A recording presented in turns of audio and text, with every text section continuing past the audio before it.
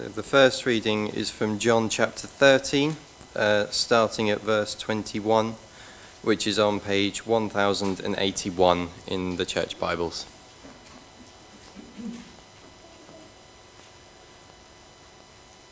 After he had said this, Jesus was troubled in spirit and testified, "Very truly I tell you, one of you is going to betray me."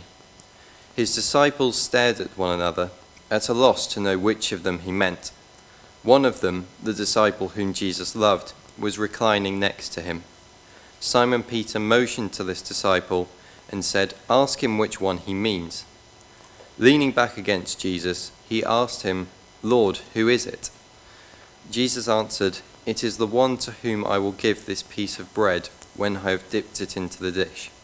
Then dipping the piece of bread, he gave it to Judas, the son of Simon Iscariot. As soon as Judas took the bread, Satan entered into him. So Jesus told him, "What you are about to do, do quickly." But no one at the meal understood why Jesus had said this to him. Since Judas had been in charge of the money, some thought Jesus was telling him to buy what was needed for the festival or to give something to the poor. As soon as Judas had taken the bread, he went out, and it was night. And then, turning over the page and reading from verse 36.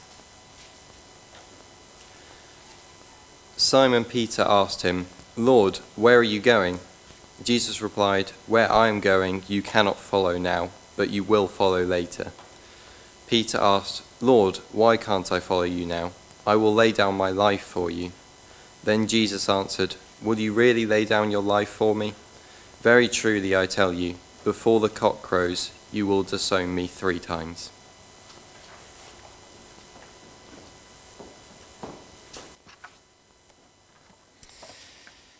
Okay, now, boys and girls, I've got a question for you. Who watches the Paddington movies? Have any of you seen the Paddington movies? Yeah? I love Paddington. Your nanny loves Paddington. Well, quite so she should, yeah. I grew up on the Paddington books. I didn't grow up with TV, so I didn't have any Paddington TV, but lots of you had that, and that was actually probably after I was a child anyway. But I had the books, and I read them. I think I probably learnt to reading Paddington. So I have a very big question for you this morning. Who do you trust to tell you the truth from the characters in the Paddington films? Okay, so let's have a look. Who would you trust? Would you trust Paddington Bear himself? I'm not sure about that, but let's have a think. Do you trust Mr. Gruber, the antiques man? What, does he sell antiques? Is that right? That's a sort of curiosity shop, yeah. Do you trust Mr. Brown? Or, do you trust Phoenix Buchanan, if you've seen Paddington 2? Because he's not originally in the books. Okay, so who don't you trust? That's the easy one, I think, isn't it? Phoenix. You don't trust Phoenix. Yeah. I think none of us would trust Phoenix, would we? Right, okay. So who would you trust more of the other 3? Who do you think would best tell you the truth of how things are? Michelle? You think Paddington? Oh, that's interesting. Okay. Anybody else want to make the case for the others? Go on. Below Paddington, Mr. Gruber with all the hair. Yeah. He was always my favourite. I always wanted to get lost in his shop when I was a little boy and see all the things in his shop, you know? Yeah. What about Mr. Brown? Are we not too sure? Nobody's going for Mr. Brown, are they? Why do we not trust Mr. Brown? Is he a dad and he has to say things at times? Yeah? Maybe. Okay, now, here's for the grown-ups, okay? Which of these 4 characters would you trust to tell you the truth? Would you trust Prince Harry? Would you trust Thomas Schaffenacker, the weather forecaster? Okay. Who's up the top there? Would you trust J.K. Rowling? Now, I know she writes fiction, but would you trust her to tell you the truth? Yeah? Or, weird photo, Would you trust Chris Mason, the BBC's political correspondent, who I once met and got a selfie with? There you go. Who would you trust most to tell you the truth? Sorry?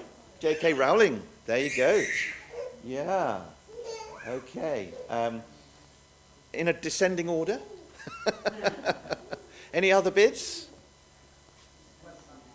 Chris Mason next. Okay. Yeah, because he is dealing with politics, so that's hard to report, isn't it? Yeah. Does nobody trust a weather forecaster? Alexander used to be in weather forecasting, so okay. And we'll draw a veil over Prince Harry. I think that's a pretty easy one, isn't it? Now, let's just blank that for a minute. Why do we trust some people more than others? That's the question for us today. Because what we're thinking about today is truth and lies. We're thinking about the different ways that different people in the story of Jesus and Jesus' crucifixion, some told the truth and some told lies.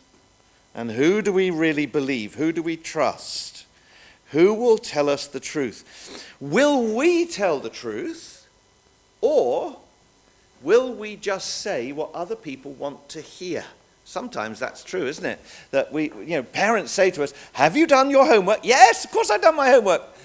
Or I will have done when I go upstairs in 5 minutes' time and get it finished, Or, have you tidied your bedroom? Well, my bedroom will be tidied, Or people say, did you do it? Did you break the glass? Well, the glass was broken.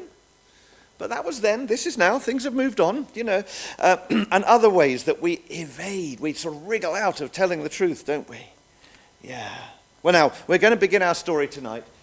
In the upper room, Jesus is gathered with his disciples in the upper room in Jerusalem. It's Thursday night, and they've gathered to celebrate the Passover meal. Can you see, Grace, I've forgotten your names. Can you see my pictures? And there's Jesus in the room, and I want to tell you a story. Now, there are two men in the room with Jesus. One of them here is Judas, and the other one is Peter. I put their names up so you know which one is which. They are both listening to Jesus as he tells them what is about to happen. Now, Jesus did something very special in the upper room. Before they had the Lord's Supper, what did he do? Can anybody remember? He did something very personal to each of the disciples. Any children, give me the answer. Sorry, everyone. Can you remember what he did to the disciples' feet and shoes? Michelle? He washed their shoes, that's right. He took off his robe and he put a towel around him and he knelt down and he took a bowl of water and he washed their feet, which is a sign of being a servant, isn't it? Jesus had come to serve his disciples and showed them how to humbly serve one another. But now Jesus says something about Judas and something about Peter. We're going to think about both of them because it tells us a lot about what it means to follow Jesus. Jesus said to them, one of you, disciples, is going to betray me. One of you will turn me over to the Jewish authorities and the Romans, and they will kill me. And they all looked at each other and said, does he mean me? Who are you looking at, Jesus? Who are you talking about? And they started to think, maybe it's me, all of them searching their own hearts. Now this gospel, the Gospel of John, was written by one of the disciples, the disciple named John. But here's a strange thing. In John's gospel, he never uses his name. He just calls himself another disciple or the disciple Jesus loved. He doesn't want to name himself. And John, as the special disciple, leaned over to Jesus. He was sat next to him and said, which person is it who is going to betray us? And Jesus said, it's the person who I give this bread to. And Jesus broke some bread and presumably had some meaty sauce or something, lamb gravy or something. He dipped it in and he gave it to Judas. He gave it to Judas. There's Judas. And as he gave it to Judas, the Bible says, Satan took hold of Judas. This evil power came over Judas to say, right, I will go and I will leave and I will hand Jesus over. I will betray him to the Jewish leaders. And he left the room and he went to talk to the priests and arranged for them to come and find where to find Jesus that evening and arrest him. Now, it was the most wicked thing to do for Judas to do that. And it meant that there was no mercy for Judas because Judas was rejecting Jesus. The only way to find mercy with God is to trust in Jesus. If we reject Jesus, we're rejecting the way to be forgiven, aren't we? So it was very, very serious. And the story of Judas is very tragic because so many people follow Jesus. So many people follow Judas and turn against Jesus. I'm trying to make sense of my notes here. So many people go the way that Judas did. They say, we don't want to know Jesus. We'll use Jesus' name as a swear word. We want to laugh at Jesus. We don't want to have anything to do with him. And they turn against Jesus for the rest of their days. But if we've turned against Jesus and we've rejected him and laughed at him, and then we turn again in this life and we trust in him, there is hope for us. But sadly, that didn't happen with Judas. Within a day or so, he would have taken his own life. It was desperately, desperately tragic. Now, of course, there's another person who hated Christians, and that was Paul, or Saul of Tarsus was his name. And last Easter, was it 2 Easters ago, we were thinking about his story of how he was changed by the power of the gospel, and he came to believe in the Jesus that he had hated. And it's another reason why Peter is also in this story. We're going to follow Peter's story and learn about him and how he failed Jesus, but Jesus restored him. Now, Jesus had told his disciples several times during the course of their meal he was about to leave them. And Peter said in the verses that Ben read to us, chapter 13, verse 36, Peter said, Lord, where are you going? And Jesus said this very mysterious thing. He said, where I am going, you cannot come. Where I am going, you cannot follow now, but you will follow later. And what Jesus was basically saying was this. Look, I'm going to go away to a cross so that you don't have to. I'm going to pay the price of your sin so you don't have to. But one day if you follow me, Peter, you too will go to a cross. You'll be crucified like me. But then you will be taken to heaven and you'll have eternal life. You'll follow me later and you'll be with me in glory. Now, who knows who Tigger is? Who's Tigger? Parker, do you know who Tigger is? Tigger is a tiger in Winnie the Pooh. This is cultural history that nobody... You haven't got a Winnie the Pooh book? Oh, well, there you go. Go and read Winnie the Pooh because Tigger is very bouncy, yeah?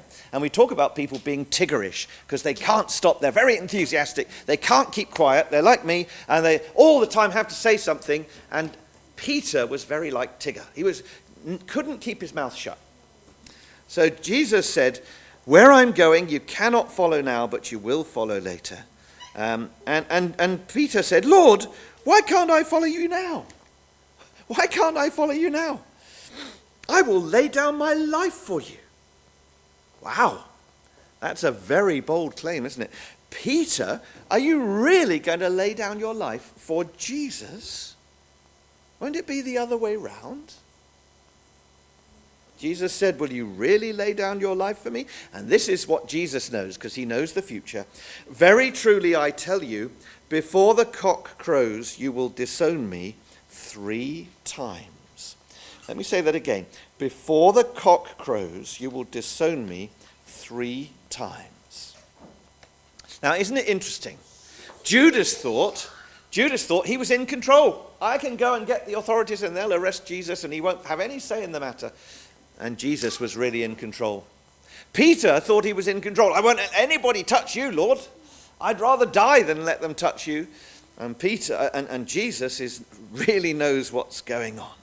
So when Jesus and his disciples had finished their meal, and Jesus had finished teaching them, chapters 14, 15, and 16. He prayed a lovely long prayer, and then they went out into the garden. And we're going to pick up the story in the garden in a minute, but we've got a song. And we're going to sing a song.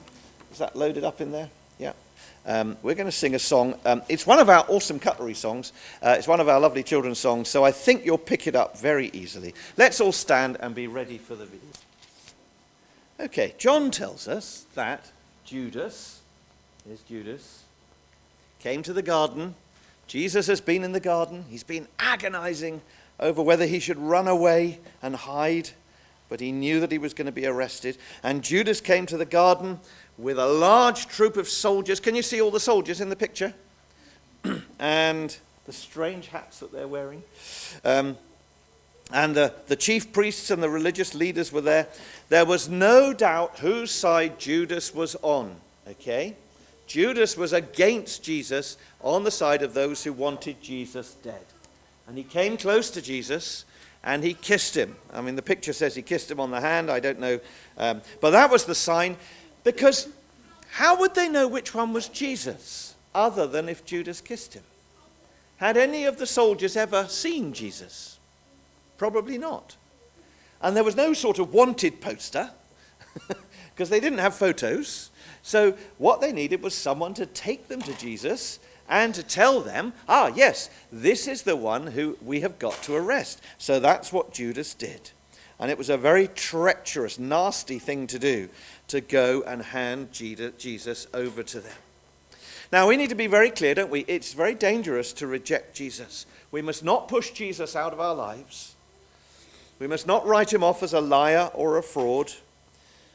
But what about Peter? That's what I want to think about today. So if you've got a Bible, let me read the next bit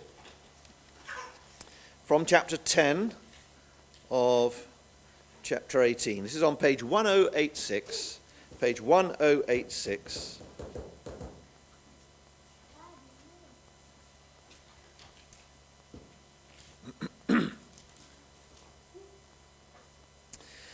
Verse 10, Then Simon Peter, who had a sword, drew it and struck the high priest's servant, cutting off his right ear.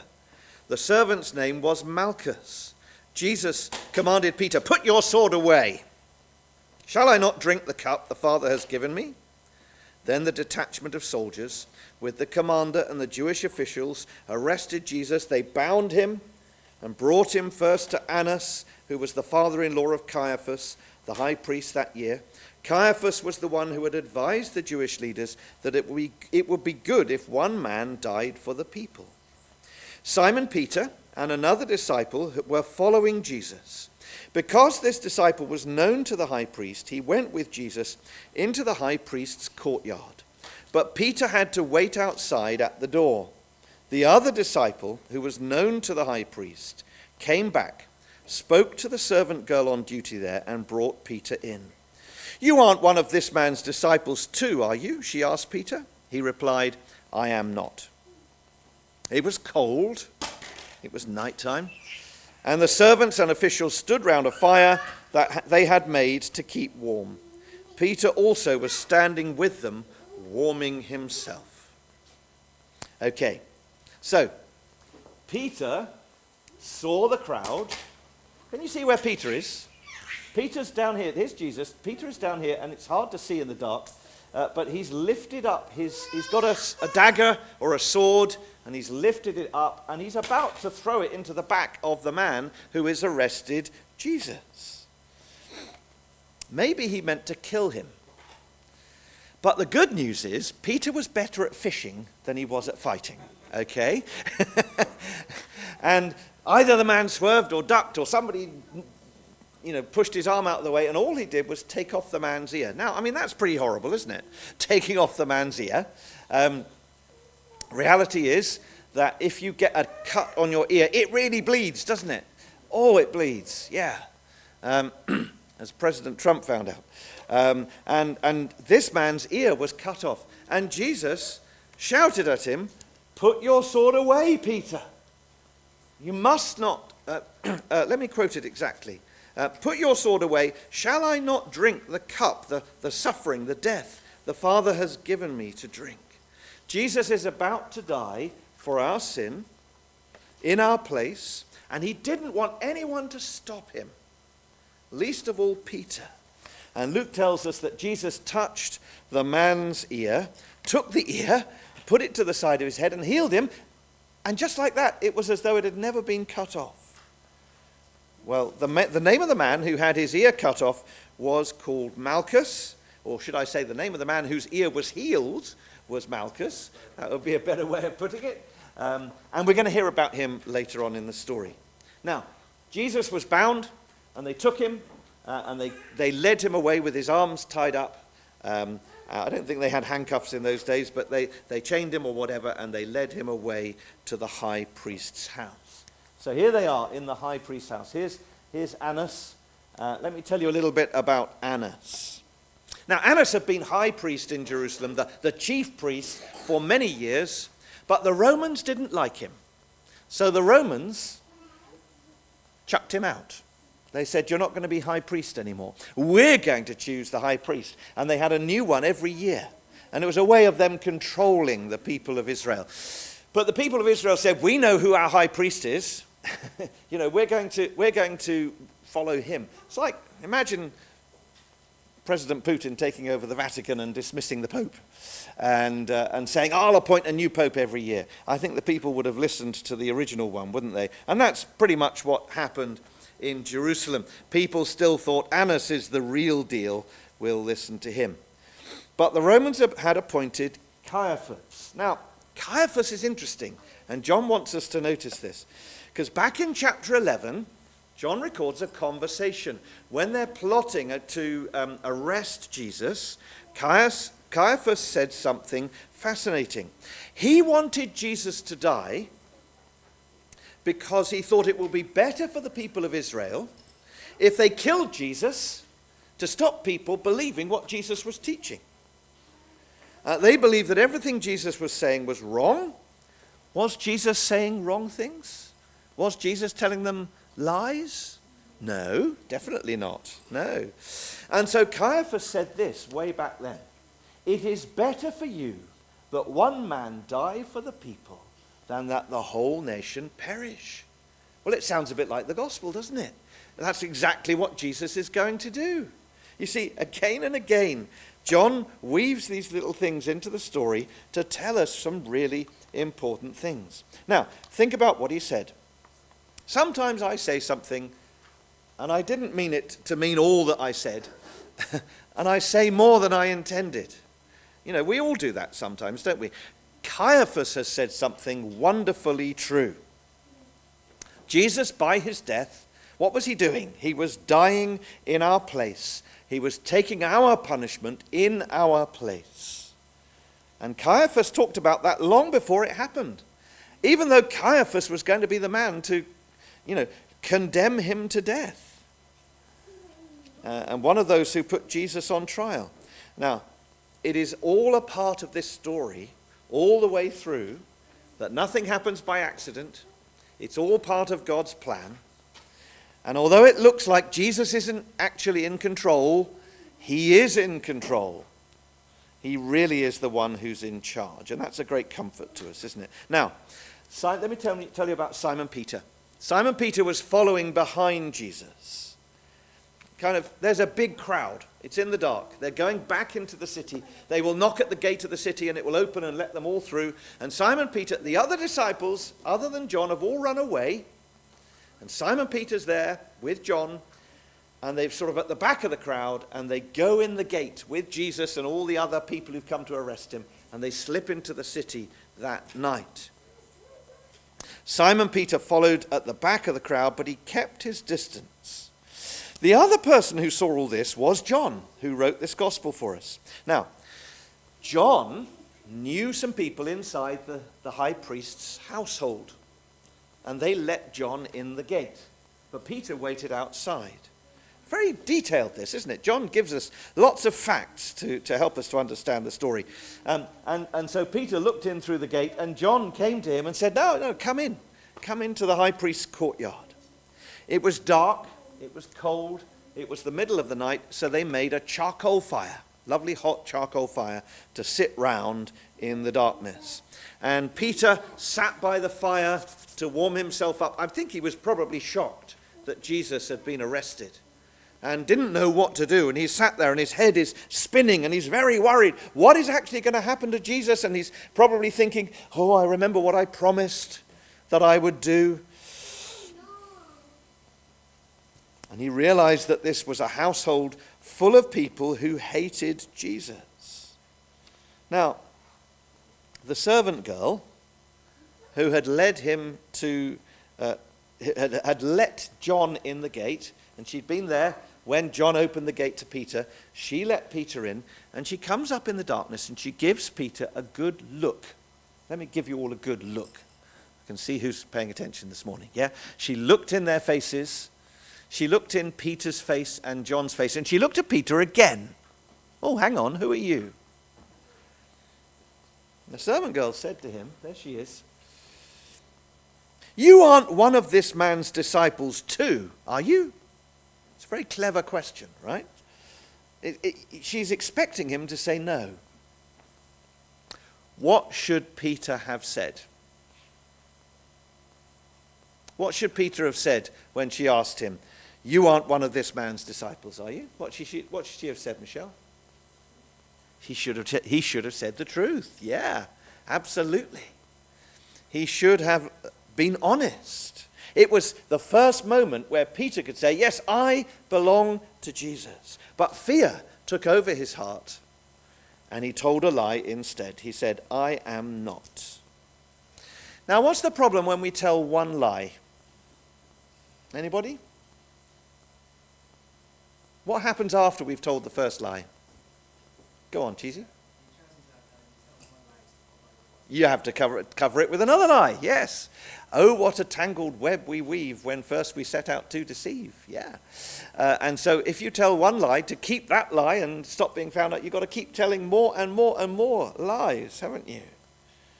He said, I am not one of his disciples. And the hole he's in just keeps digging. Don't let telling lies get us into that kind of trouble. It is better to start by telling the truth, isn't it? Now, let's pause the story there. And when we come back, we'll see the next part of the story where Jesus is in the judgment hall. It's almost like John says, right, we'll put the first part of the story on pause, and we'll look at the second part of the story. Please be seated. Now we're going to have a Bible reading from Michelle. I'll put this down a bit for you, Michelle. Come and read us the next part of the chapter.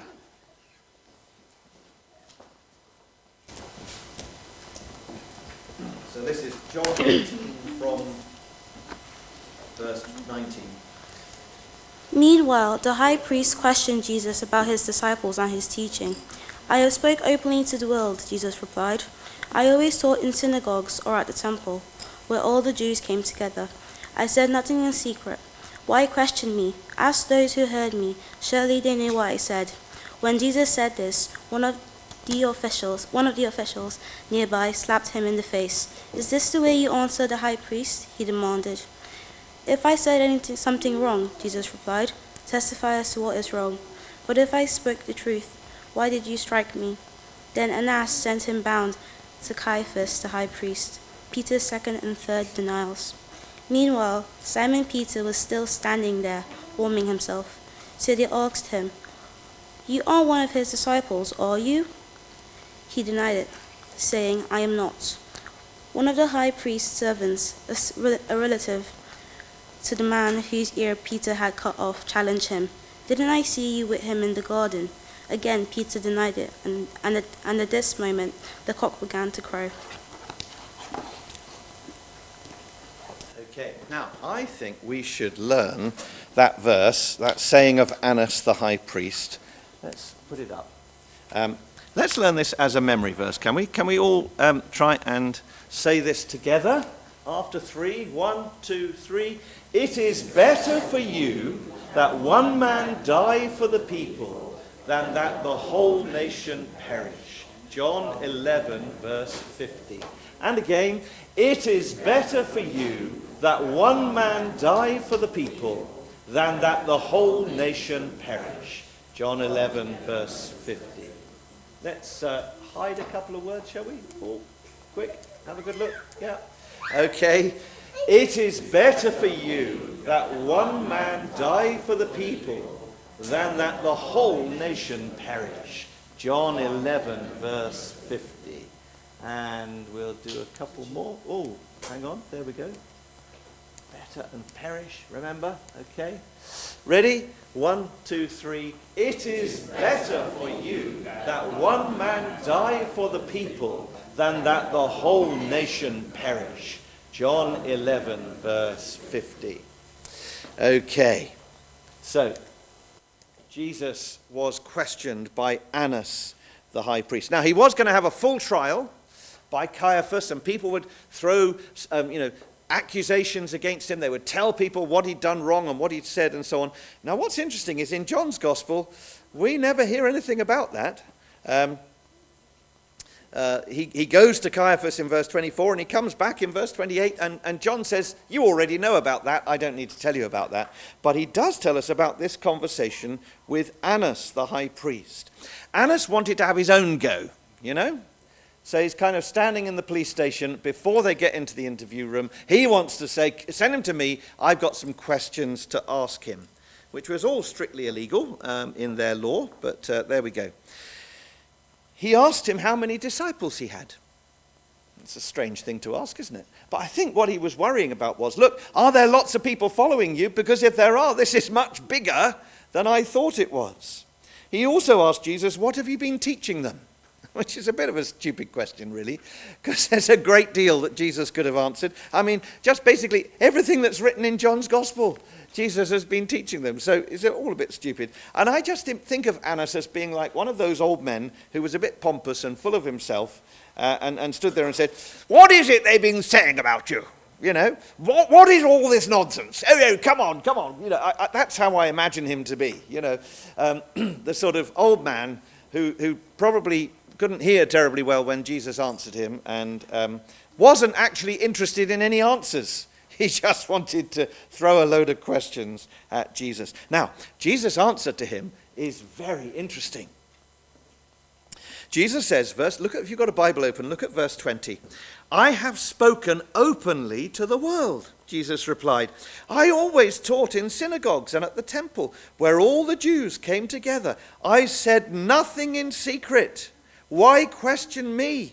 Ask those who heard me. Surely they know what I said. Now, that's my tone of voice. It might be that Jesus said it more kindly than that, but that's the way I want to read it. In other words, the whole of John's Gospel is all about this. It's all about what Jesus has been teaching. John didn't want to hide Jesus from us. He wants everyone to believe in him. So all the way through John's Gospel, John has been telling us things about Jesus. He turned water into wine. He fed 5,000 people. Well, 5,000 men plus their wives and families. He healed the man born blind who had never been able to see. He raised Lazarus from the dead. And every time he did one of these great signs, he went on to explain what it means. So John's Gospel is full of the teaching of Jesus. They show us that he's the Son of God. He's God become man, the Word become flesh. And everything Jesus taught was speaking to explain who he is and what he's come to do. So Jesus tells Annas, look, if you want to know what I've been teaching all this time, that you haven't been paying attention, go and talk to my disciples. They'll tell you all about it. And then something shocking, really shocking happened. Do you know what happened next? Somebody went up to Jesus and they went, and I'll try not to knock my glasses off, and slapped him on the face. Now, for people who love Jesus, that's really horrible to witness, isn't it? What a terrible thing to do to the Son of God. And the man who did it said, is this the way you answer the high priest? As though Jesus hadn't been showing respect. You see, what they wanted to do was to make Jesus look shabby and little and powerless. Boys and girls, do you have a bully in your school? Do you know what I mean by a school bully? We don't want any names. But yeah, some people, they like to be powerful in the playground, don't they? And everybody else is little, and they look down on them, yeah? Well, that's what they're doing to Jesus. They're bullying him. Great big people looking down on Jesus and trying to bully him and slap him round the face and make him look pathetic, but it won't work. Jesus challenged them to tell the truth. If Jesus had said something wrong, prove it. Bring in the people who could tell them that what Jesus had said was a lie. Jesus says, if I spoke the truth, why did you strike me?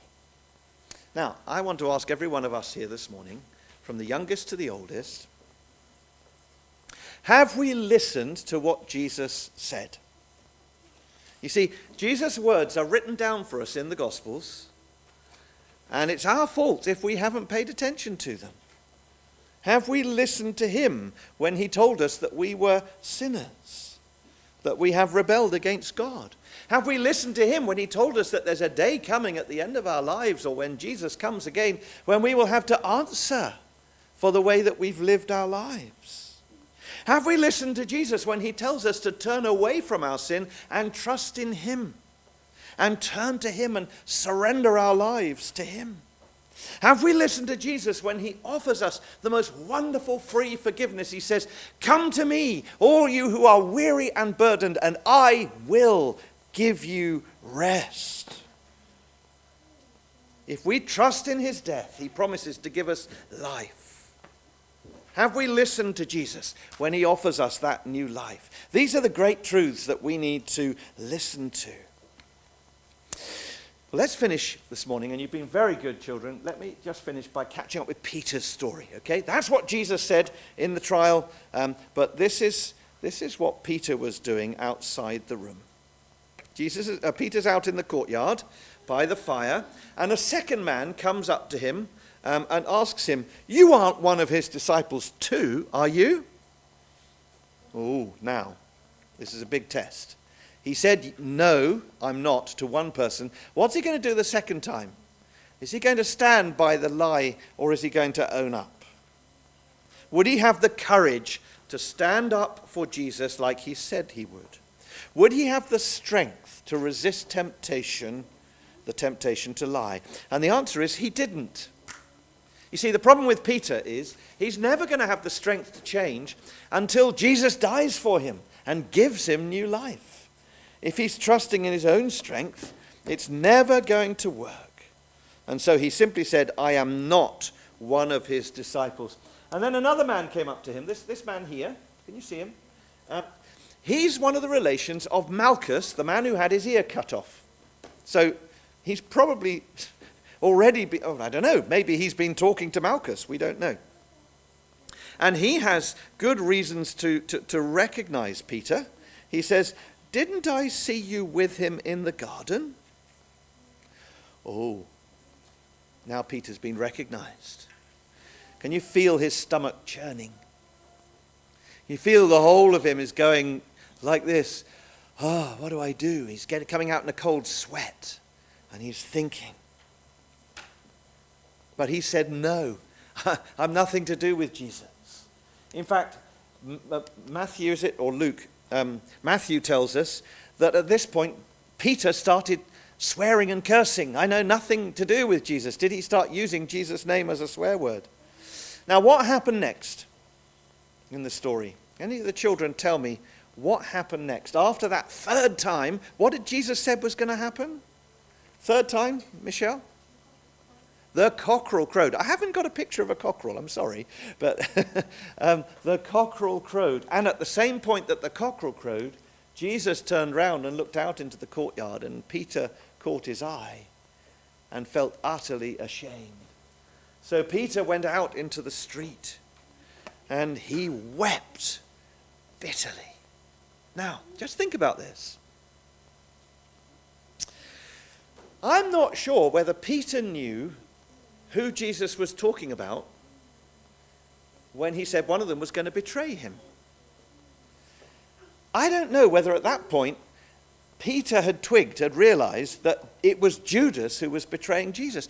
I wonder whether Peter thought maybe when Jesus said one of us is going to betray me, he was talking about me. And it sort of cut him to the heart.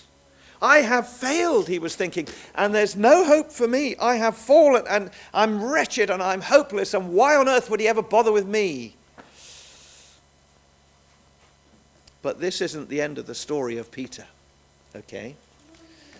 We will come back on a Sunday to look at the way that Peter was restored by Jesus. I'm not sure it'll be a family service, but I want the children to know, because you'll probably be out in junior church that week. Peter was restored by Jesus. After Jesus died, spoiler alert, on Easter Sunday, who was one of the first people to run to the tomb? It was Peter. And who was one of the first people to see Jesus? It was Peter. In fact, I think Luke's gospel tells us that Jesus appeared specially to Peter to restore him. And then later on in John's gospel, right at the end, chapter 21, Jesus has breakfast with Peter and says, do you really love me? Are you really going to serve me?